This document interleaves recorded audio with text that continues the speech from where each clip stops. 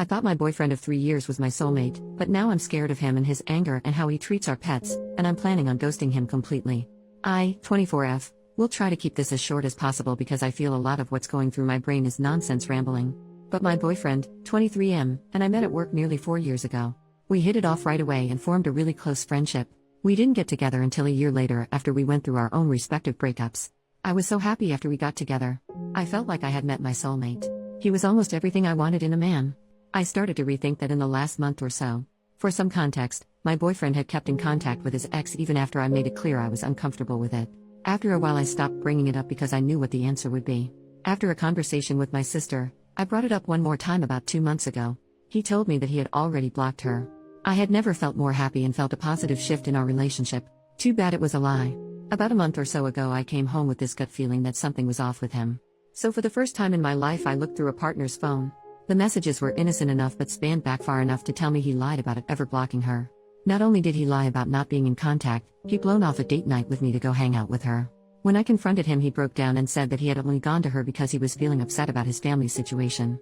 He claims the only reason he didn't come to me was because he thought I couldn't handle the stress given my mental illness. At the time I wanted to work it out and forgave him under the condition that he blocked her and came to me about his issues. He got better about telling me things, and as far as I knew he had her blocked. Well, the other night he said he was going out with some friends and would be home late.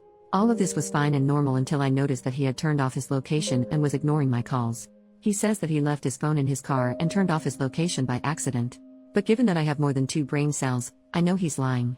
He got a brand new phone and it has been glued to his hand since he got it, so him leaving it his car seems so unlikely to me. These 2 events aren't the reason for me wanting to leave but rather the catalyst. After both of these things happened, I started looking a little too closely and have noticed some concerning behaviors. The first being I don't think he actually likes me as a person.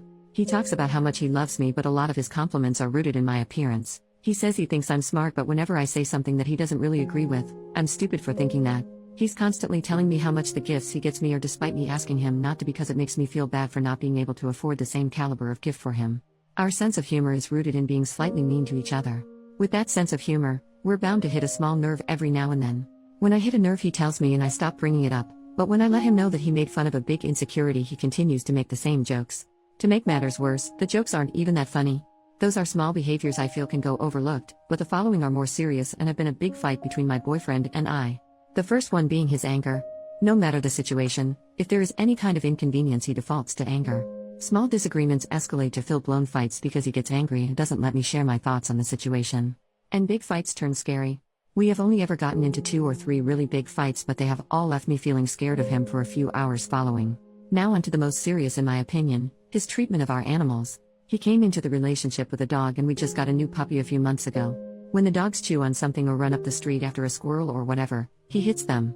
I'm not talking about a pop on the nose, I mean our puppy will scream his head off because my boyfriend is so incredibly mean to him.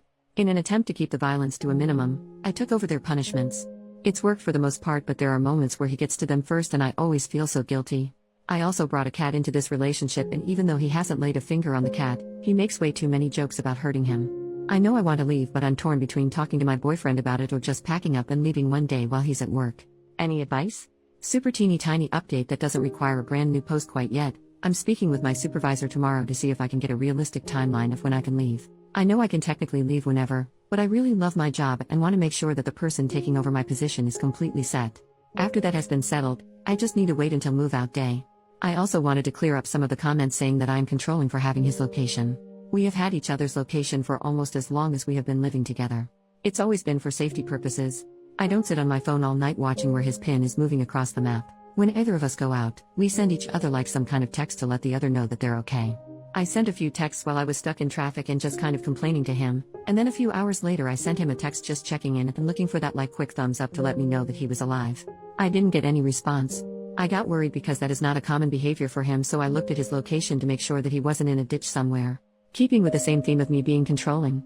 I didn't like that he was talking to his ex and had asked him to block her a few times. I would not give a damn if they were friends if either of them were being respectful to our relationship. Before I resorted to blocking, I had asked him to set up some ground rules and boundaries with her about what their friendship would look like given their past. He did not do this, and she was openly flirting with him and doing things to get him to notice her. She also likes to call back to back to back, like close to 15 calls within 2 minutes, when she knows we're together. So given that neither one of them respected our relationship when they started their friendship, I feel completely justified asking him to block her. If you think that makes me controlling or some heinous monster, I just don't care. Additional information from OP on how she reacts to her boyfriend's behaviors towards animals. OP, hi, love the enthusiasm, but as this is my reality, I'm not asking whether or not you like the choices I've made. I don't care if you like that I went through his phone. I did and found a truth he would have otherwise kept from me. As for staying with him when I knew what he did with that animals. 1. I wasn't really aware of it until we got the puppy. When we moved in together, his dog was fully trained and didn't really behave in a way that he thought was worthy of a beating. So my boyfriend really only started showing his true colors during the process of training our puppy. 2. After a certain point, relationships aren't about leaving when you're unhappy or you see a red flag. I live with this man, I am under a contract for my job, and my job does not pay me enough to live on my own, especially with pets. Leaving him means that I am blowing through all of the savings that I have collected to find a new place to live, breaking my contract, and completely uprooting my life. It's something that I am in the process of doing, but it is still a very hard decision that I'm making. I came on here to get some advice about how to leave the situation, not to be told that I make bad choices or that I'm not leaving him fast enough. Update: it's been a few weeks since my initial post. This update is not very interesting, but a lot of people wanted to know. At the end of my last post, I had settled on leaving with my pets and was just waiting on move-out day. Move-out day came quicker than expected. Nothing escalated to a dangerous degree, but his behavior changed a lot. Suddenly he was being so incredibly sweet and was talking a lot about commitment. During our last conversation, he was ready to go down to the courthouse and get married right that second. I'm not sure if this is what love bombing is or if it was just him being desperate because he sensed I was pulling away. After that conversation, I knew if I stayed, nothing good would come out of it. So, I called my family to come help me move out after he left for work. I was able to get out safely with my cat and puppy. I wound up sending a message kind of explaining why I left and asking him to never contact me again before blocking him on everything. So far, he's only tried to call me from a different number once. If he continues to reach out, I plan to talk to local law enforcement to see if a restraining order is possible. I'm not a fan of how everything ended, but I am glad to be out of that situation and somewhere safe where I can learn who I am outside of him. Relevant comment: OP should get a restraining order against her ex so he can't come near her. OP, in my state you can't get a restraining order unless there is a proven history of violence or stalking. So a restraining order won't be likely unless he finds me. Yes, we live together and I feel like it would be different if I was still in the area where we lived. However, I wound up moving to the other side of our state. So in order for him to come find me in person, he would have to drive hours. Regardless of him claiming forgotten items or whatever, the distance he would have to drive would be considered stalking in my state, which would definitely make getting a restraining order just a teeny tiny bit easier. I'm not under any impression that it's super duper easy to get a restraining order, but if he were to try and come in person, that would at least be worthy of a temporary protection order in my state. Which that would only protect me for about 6 months to a year, but definitely better than nothing if it comes to it. Commenter number 2, were you able to take the puppy given to your ex? OP, I took the puppy and the cat.